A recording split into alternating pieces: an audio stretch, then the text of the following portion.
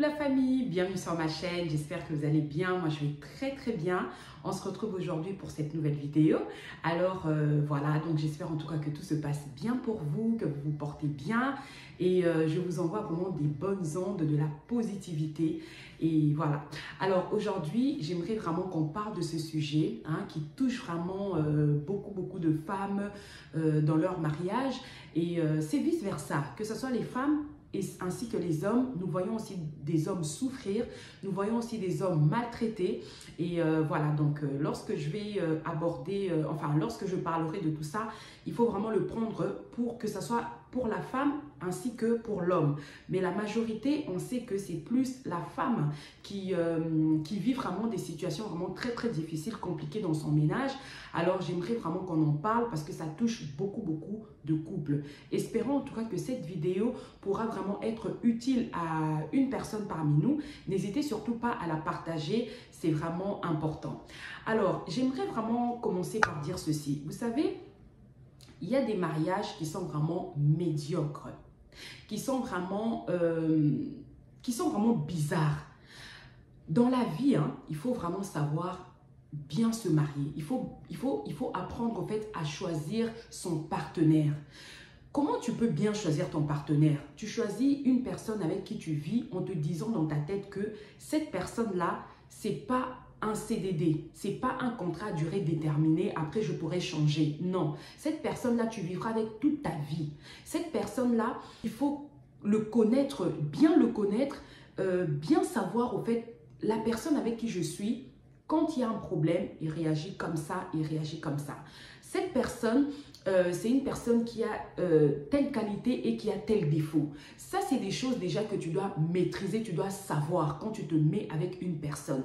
Parce que quand tu seras avec lui, ça va te permettre de connaître la personne. Ça va aussi te permettre de savoir que cette personne, quand je serai avec lui, quand on va fonder une famille, quand on va se marier, je dois m'attendre à ça et à ça. C'est vrai qu'on ne peut pas connaître une personne à 100% pendant le fiançailles. Ça c'est impossible. On apprend à se connaître petit à petit dans le mariage. On apprend à mieux se connaître et à bien se connaître. Mais il y a des choses qui ne trompent pas. Il y a des comportements qui ne trompent pas. Au début de votre relation, quand tu vois que la personne réagit toujours très mal par rapport à certaines choses, il faut vraiment faire attention. Il faut prendre une bonne décision avant de t'engager. Parce qu'on ne s'engage pas seulement pour le plaisir. On ne s'engage pas seulement parce qu'il faut absolument que je puisse m'engager, que je puisse me marier, que je puisse fonder une famille. Il faut bien réfléchir. Aujourd'hui, nous voyons beaucoup de mariages se détruire. Nous voyons beaucoup de femmes maltraitées. Il y a beaucoup d'hommes qui sont maltraités. Il y a beaucoup de femmes qui sont rabaissées, dénigrées, humiliées dans le mariage parce qu'ils se sont mariés avec la mauvaise personne. Ils se sont mariés avec une personne, au fait, qui ne mérite pas, qui ne leur mérite même pas, au fait. Premièrement, déjà, vous savez, lorsque vous êtes avec une personne, il faut déjà savoir, est-ce que cette personne, est-ce que lui et moi sommes vraiment en cohésion? Est-ce que lui et moi, ça peut passer? Est-ce que nous avons la même mentalité? Est-ce que nous avons la même vision de voir les choses? Parce qu'il y a des personnes, il y a des couples, au fait, l'autre voit la vie en rose, l'autre voit la vie en bleu. Donc, vous ne voyez pas la vie de la même façon. Vous ne voyez pas les choses de la même façon, en fait. Donc, ça ne peut pas concorder. Donc, ça ne concorde pas, ça ne matche pas, au fait. Donc, ça, c'est le genre de choses. À chaque fois, vous allez toujours avoir des embrouilles, des problèmes, des incompréhensions, etc. Je ne dis pas que dans un bon mariage, il n'y a pas d'incompréhension, il n'y a pas de problème. Non. Mais on sait quand même trouver une solution et après on oublie et on passe. Dans un bon mariage, lorsqu'il y a une dispute, il y a une discussion, on met les choses carte sur table, on met les choses à table, on arrange les problèmes et ensuite c'est bon là. Il n'y a pas de oui, je vais vous donner un exemple. Supposons, vous êtes avec votre chéri, d'accord? Vous avez un problème à régler. Vous vous êtes disputé, vous vous êtes incompris au fait sur certaines choses. Et du coup, ton partenaire, il va s'enflammer d'une façon, il va commencer à te rappeler les choses de 1900, je ne sais combien, nous sommes en 2024, mais il commencera à te rappeler, tu sais, en 1900 machin, tu m'avais fait ceci, en 2000, tu m'avais fait ceci, en 2005, tu m'avais fait ceci. Ça, ce n'est pas correct. Ce n'est pas une personne qui est mature. Ce n'est pas une personne qui est responsable. Apprenez, s'il vous plaît, à ce que lorsque vous avez des soucis, à les régler et à oublier au fait et à passer à autre chose. Les personnes qui sont constamment en train de rappeler à l'autre ce qu'il avait fait dans le passé, tu es encore resté dans le passé. Toi, tu ne continues pas au fait. Toi, tu n'avances pas. Tu es encore resté dans le passé. Le passé est déjà passé. Tu n'as pas à venir avec le passé dans le présent au fait. Parce que là, il y a une situation qui s'est produite. Réglons la situation qui s'est produite. C'est la raison pour laquelle, lorsque nous avons des problèmes dans nos foyers, apprenons à régler les problèmes. Apprenons vraiment à nettoyer au fait tout. Apprenons à crever l'abcès et à tout nettoyer. Ne vivons pas dans la saleté. C'est comme s'il y avait un problème aujourd'hui. Vous ne réglez pas le problème, vous laissez passer le temps, vous laissez écouler le temps, du genre, bon, on ne va pas se calculer, chacun va rester dans son coin. Et quelques jours après, rebelote, on se reparle, etc. On oublie, soi-disant on oublie, mais c'est tout simplement parce que le problème est passé, les jours sont passés et du coup, bon, on a eu un autre programme, on a machin et on continue la vie. Mais ce n'est pas ça au fait. Il faut vraiment s'asseoir, régler le problème, s'expliquer, présenter ses excuses si il faut présenter ses excuses et puis oublier et passer à autre chose. Et c'est comme ça qu'on avance. Mais vous ne pouvez pas rester au fait sur un problème. On ne peut pas se permettre, dans un couple, on ne peut pas se permettre de faire passer les problèmes comme ça. Il faut apprendre à régler les problèmes. Il faut apprendre à s'asseoir et à discuter, à dialoguer. C'est la raison pour laquelle le dialogue est très important. Quand je dis qu'il y a beaucoup de personnes, beaucoup de femmes, beaucoup d'hommes qui sont maltraités dans le mariage, c'est parce que lorsque les problèmes ne sont pas traités, lorsque les problèmes ne sont pas réglés, on garde une haine en nous. La personne qui t'a fait du mal, ton mari, ta femme qui t'a fait du mal, tu garderas une haine, tu auras du remords au fait, tu auras au fait la colère en toi. Et si ce n'est pas réglé, et si la personne n'a pas présenté ses excuses et ne fait pas en sorte comment je peux dire ça? Si la personne ne présente pas ses excuses et ne fait pas en sorte de te montrer vraiment qu'il a changé, qu'il ne va plus se comporter de la même façon, je peux t'assurer que tu vas facilement oublier. Tu vas oublier au fait. Même si la personne t'avait sérieusement... la personne t'avait mal parlé, la personne t'avait insulté, on va dire. Ça peut arriver, hein, les insultes, mais je ne tolère pas ça dans le mariage, ce n'est pas bien. Je ne peux pas encourager cela, c'est pas bien. Quand on est adulte, on ne peut pas s'autoriser, se permettre de s'insulter. C'est pour les faibles. Les insultes, c'est pour les faibles. Lever la main sur son partenaire, c'est pour les faibles. Les hommes qui lèvent la main sur les femmes, ce sont des hommes faibles. Les hommes qui ne savent pas dialoguer, les hommes qui ne savent pas discuter, parler, échanger, comprendre la femme. Les hommes qui ne font pas l'effort de savoir ma femme, qu'est-ce qu'elle aime, qu'est-ce qu'elle n'aime pas. Il y a des hommes qui ne font pas l'effort de se tenir à carreau pour ne pas créer des problèmes dans leur foyer. Il y a des hommes qui font des choses exprès, on va dire. Pourquoi? Parce que tu sais très bien que ta femme n'aime pas ceci et cela. Mais pourquoi tu le fais? Il y a des hommes qui sont constamment en train de tromper leur femme. C'est un manque de respect. Vous ne respectez pas vos femmes. Je suis désolée. C'est un manque de respect total. Il y a des hommes qui vont se dire, voilà, je suis un homme, moi j'ai le droit de faire tout ce que je veux, c'est moi le chef de la famille, c'est moi, c'est moi, c'est moi. Mais je suis désolée. Si toi, en tant qu'homme, la femme te fait la même chose, comment tu vas réagir? Comment tu vas te sentir?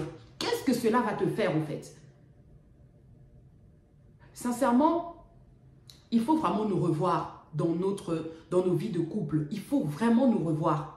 Il y a beaucoup de personnes qui se permettent de faire beaucoup de choses, qui se permettent de faire des choses au fait sans pour autant savoir que ça fait mal à l'autre, que ça détruit l'autre. Parce qu'on vient dans un mariage pour se compléter, on ne vient pas dans un mariage pour être détruit, pour avoir de la dépression, pour avoir de la tension. Non, on vient dans un mariage pour se compléter, pour vivre notre vie paisiblement, pour vivre en étant épanoui au fait. Déjà, une personne qui se dit que j'ai ma femme, je suis avec elle pour la vie, je l'aime, je la respecte, j'ai des limites, ça je ne peux pas faire, ça je dois faire, c'est une personne qui est mature, qui est responsable. Mais une personne qui vient dans le mariage, qui pense qu'un mariage c'est un jeu, qui pense qu'un mariage c'est comme si on avait 15 ans, c'est comme si on était des copains, copines, c'était du copinage, je suis désolée, tu n'iras pas loin dans ton mariage au fait. Tu n'iras pas du tout loin dans ton mariage. Il y a des femmes qui sont soumises, il y a des femmes qui sont obéissantes, il y a des femmes qui sont sages. Comme on dit, la femme sage bâtit sa maison. Ce sont des femmes de prière, ce sont des femmes sages. Mais comment expliquer que ces femmes-là sont avec des hommes immatures, irresponsables? Des hommes qui leur font la misère. Comment vous pouvez m'expliquer ça? Parce que cette femme était censée se mettre en prière avant de se mettre même avec cet homme. Pourquoi? Parce que dans ta tête, tu sais que moi, en tant que femme de prière, en tant que femme sage, je sais avec qui je dois me mettre, je sais qui je dois accepter de faire entrer dans ma vie. Je ne peux pas faire entrer n'importe qui, pardon. Je ne peux pas faire entrer n'importe qui dans ma vie. Et tu tombes sur la mauvaise personne. Pourquoi? Parce que c'était quoi tes fréquentations? Tu étais entouré de quel genre de personnes? Parce qu'il faut aussi se le dire, hein. Vous pouvez être une femme de prière, vous pouvez être une femme sage, une femme intelligente, mais si vous êtes mal entouré, vous pourriez tomber sur la mauvaise personne. Il faut déjà veiller sur votre entourage, vos fréquentations. Vous fréquentez quel genre de personne? Vous fréquentez quel genre d'homme? Vous échangez avec quel genre d'homme? Parce qu'aujourd'hui, c'est triste. C'est triste d'avoir des mariages qui vivent le chaos. C'est triste. Il y a des mariages où vous avez des enfants. Mais c'est le chaos total au fait. On a l'impression que tout se passe bien, vous êtes beau, voilà, vous vous présentez très bien. Mais quand on vit avec vous, on voit vraiment que c'est le chaos total. Et c'est pas normal. C'est pas normal.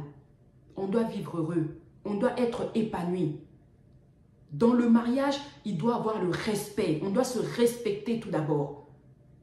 Si tu me respectes, je te respecte. On ne peut pas vivre un mariage au fait de... c'est comme si on était des délinquants. C'est comme si nous sommes des personnes... je sais pas, c'est terrible quand même. Hein? C'est vraiment, vraiment terrible.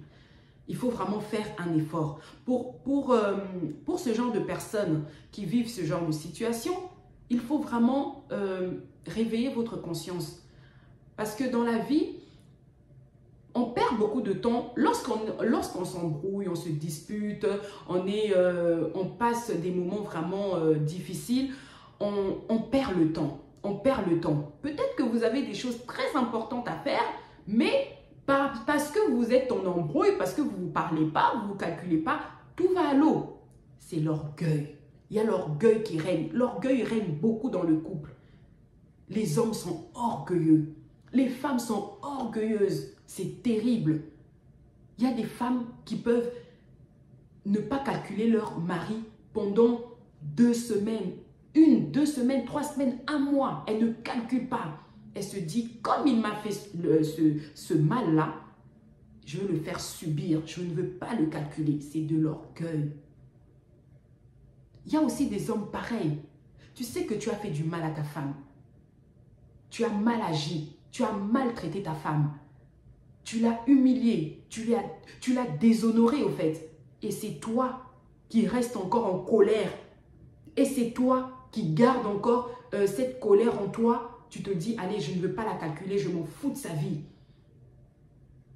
Et elle, et les enfants, tu mélanges tout. Mais c'est pas normal au fait, c'est pas normal. Réfléchissons. Réfléchissons. Soyons vraiment matures, soyons sages. Ne donnons pas accès au diable. Parce que quand nous sommes un couple, nous sommes unis, nous nous aimons. Et quand il y a du désordre dans notre couple, quand il y a des problèmes dans notre couple, la porte, elle est ouverte à la bêtise. Le diable peut entrer facilement et vous détruire. Le diable, il rôde comme un lion, cherchant qui dévorer.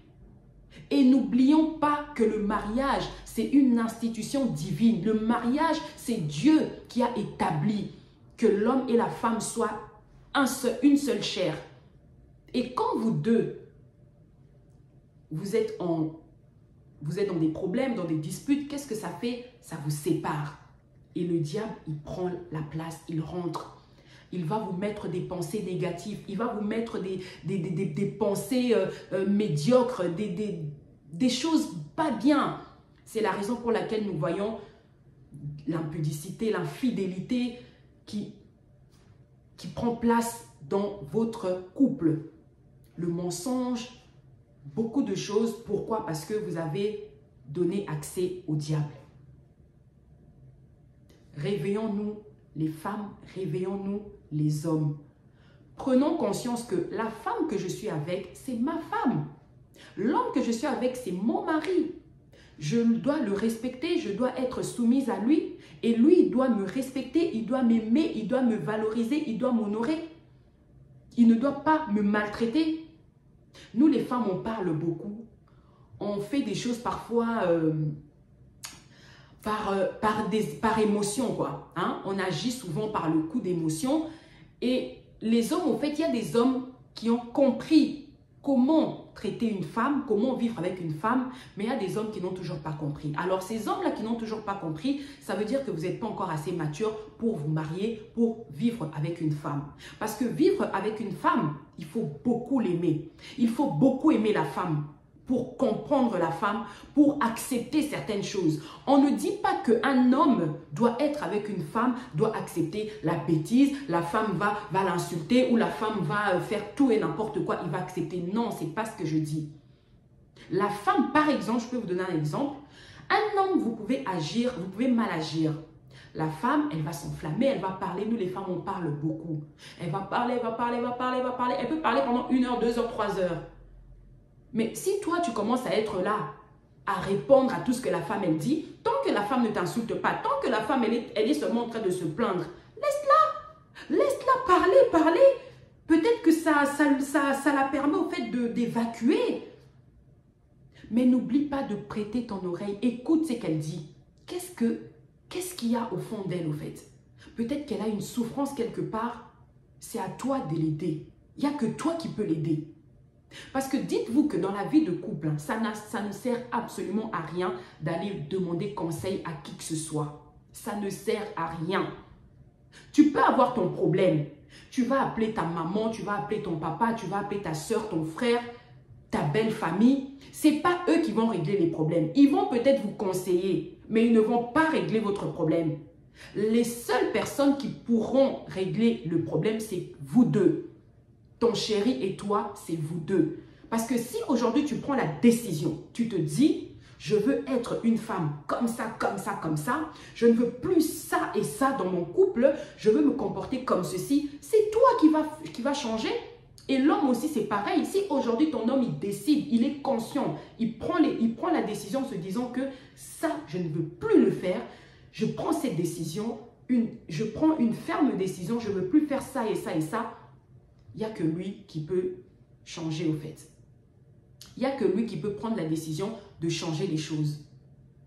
Mais ne vous dites pas que les personnes, les membres de la famille ou les amis ou les parrains, les marraines, c'est eux qui viendront quand ils vont dire ça, mon mari va changer. Quand ils vont me dire je veux changer. Non.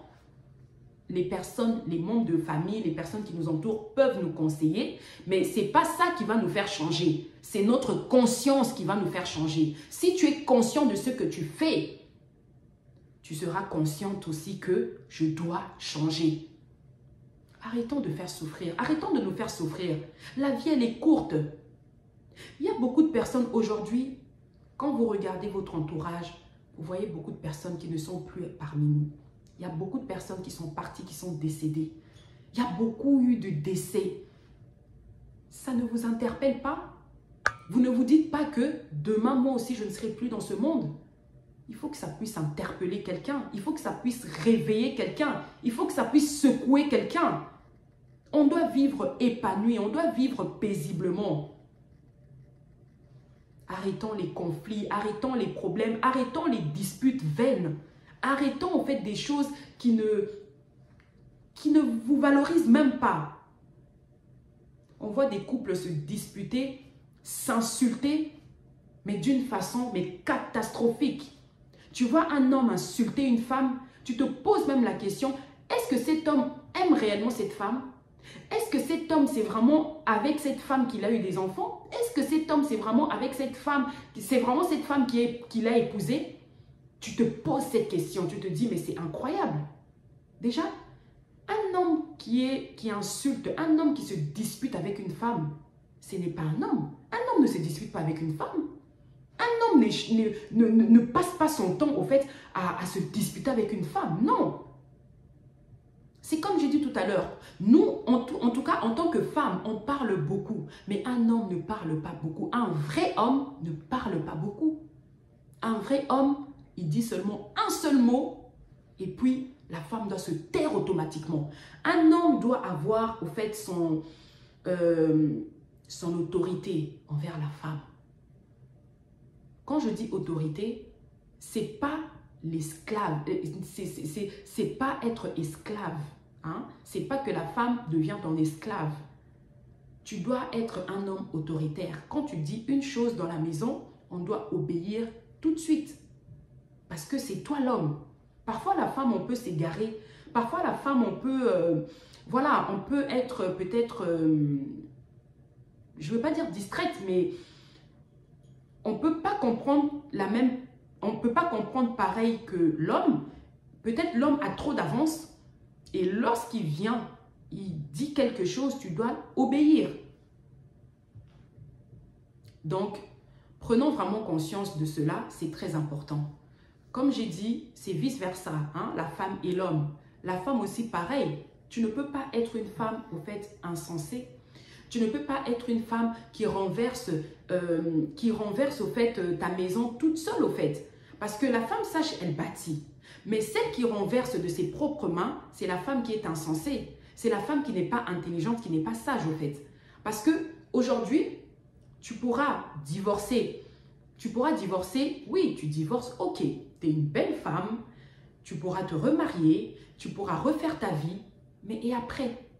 La personne avec qui tu seras, espérons aussi qu'il ait un bon comportement. Espérons aussi qu'il soit comme toi tu le veux.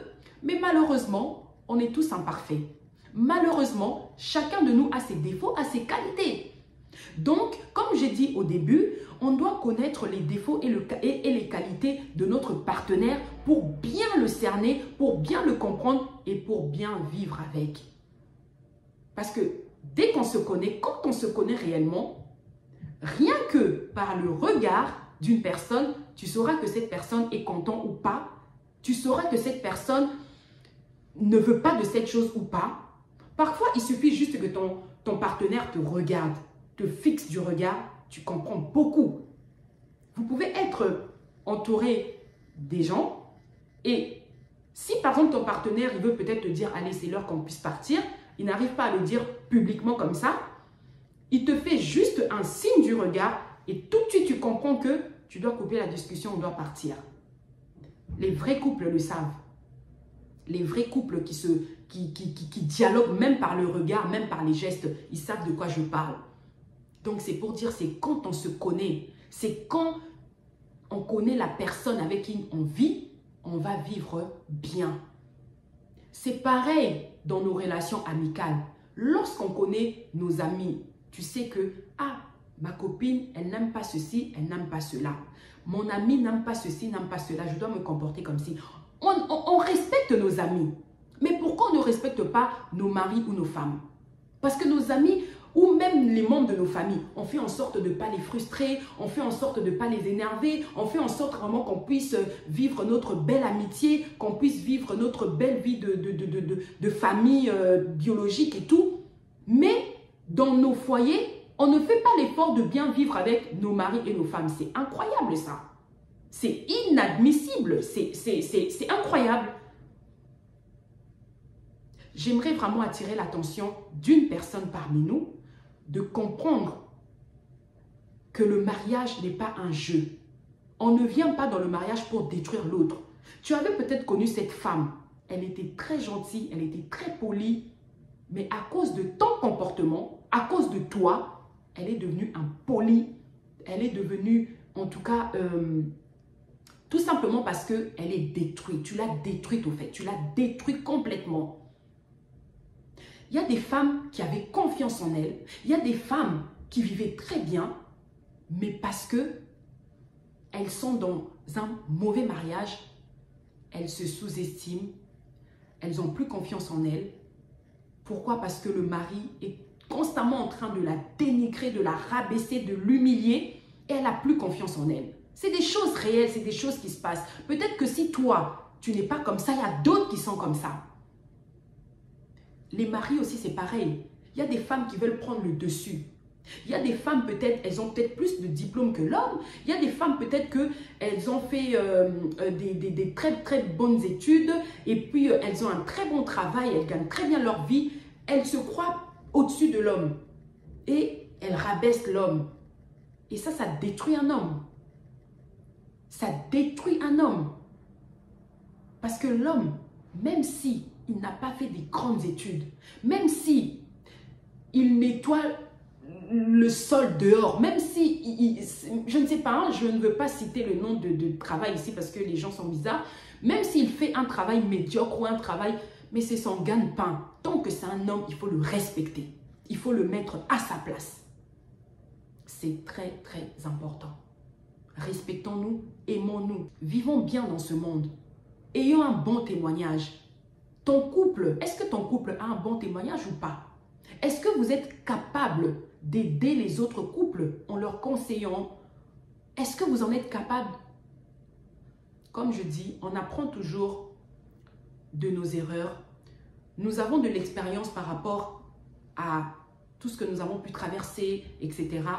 Mais ne restons pas dans la bêtise, ne restons pas dans la médiocrité, ne restons pas au fait dans la bassesse. Soyons vraiment des couples goals. Soyons des couples vraiment tokos. Soyons des bons et beaux couples. Lorsqu'on vous voit, vous êtes beau de l'extérieur, soyez aussi beau de l'intérieur. Ne soyons pas seulement beaux de l'extérieur, nous sommes beaux, nous sommes bien habillés, nous sortons, nous allons dans les fêtes, on nous voit danser, on nous voit rigoler. Mais lorsque nous arrivons à la maison, nous sommes des tigres, nous sommes des lions, nous sommes des lionnes. Non! Soyons des femmes sages, des femmes soumises, des femmes intelligentes.